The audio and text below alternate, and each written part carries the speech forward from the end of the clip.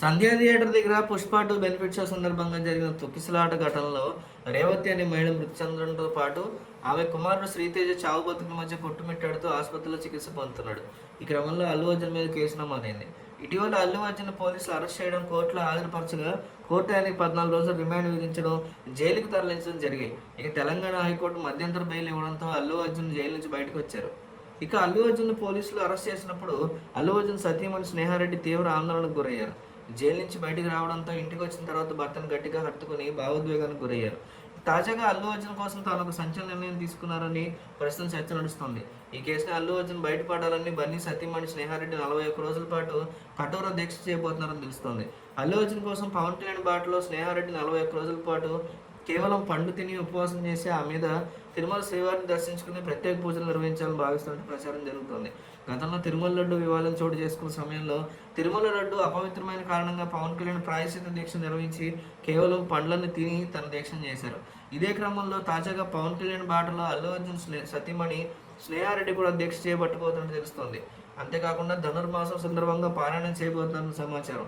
ధనుర్మాసం నేపథ్యంలో శ్రీ వెంకటేశ్వర స్వామి అష్టోత్తర శతనామావళి ప్రతిరోజు చదివి నియమనిష్టలతో పూజించి ఆ మీద శ్రీవారిని దర్శించుకుంటారని తెలుస్తోంది.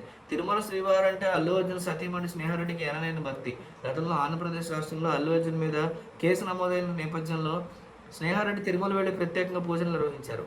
ఇప్పుడు కూడా ఈ కేసు వ్యవహారంలో కఠోర దీక్షని ఆచరించి ఆ మీద తిరుమల శ్రీవారిని దర్శించుకుని పూజలు చేయడానికి ప్లాన్ చేస్తున్నట్టుగా తెలుస్తోంది. మరోపక్క అల్లు అర్జున్ యొక్క అభిమానుల మీద కూడా సీరియస్గా ఉంది కాంగ్రెస్ ప్రభుత్వం. హైదరాబాద్ ఆర్టీసీ క్రాస్ రోడ్స్ ఉన్నటువంటి సంధ్యా థియేటర్లో జరిగిన తొక్కిసలాట ఘటనలో రేవతి అనేటువంటి 34 సంవత్సరాల మహిళ మృతి చెందగా ఆమె 9 ఏళ్ల కుమారుడు బ్రెయిన్ డెడ్కి గురయ్యాడు.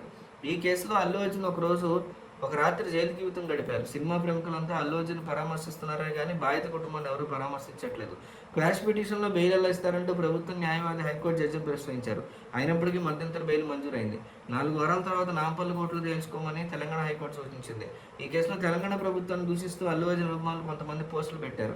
అలాగే అల్లు అర్జున్ సమర్థించిన వారు వారి కుటుంబ సభ్యులు కూడా దూషిస్తూ అనుచితంగా వ్యాఖ్యలు చేయడమే కాకుండా దుర్భాషలాడుతూ పోస్టులు పెట్టారు. వీరందరినీ తెలంగాణ ప్రభుత్వం గుర్తించి త్వరలోనే అరెస్ట్ చేయబోతుంది. చాలా మంది బన్నీ అభిమానులు తాము పెట్టినటువంటి పోస్టులు ఇప్పటికే తొలగించారు. రాజకీయ ముసుగులో అల్లు అర్జున్ కొంత మద్దతు ప్రకటిస్తూ ముఖ్యమంత్రి రేవంత్ రెడ్డి నిందించిన వారిని ప్రభుత్వాన్ని దూర్భాషలాడుతూ ప్రభుత్వం మీద దుష్ప్రచారం చేసేవారిని మాత్రం వదిలే ప్రసక్తి లేదని ప్రభుత్వ వర్గాలు చెప్తున్నాయి. సైబర్ క్రైమ్ పోలీసులు త్వరలోనే కేసులు నమోదు చేయబోతున్నారు. అల్లు అర్జున్కి ఇచ్చినటువంటి మధ్యంతర బెయిల్ని రద్దు చేయాలని తెలంగాణ పోలీసులు సుప్రీంకోర్టును కూడా ఆశ్రయించబోతున్నారు.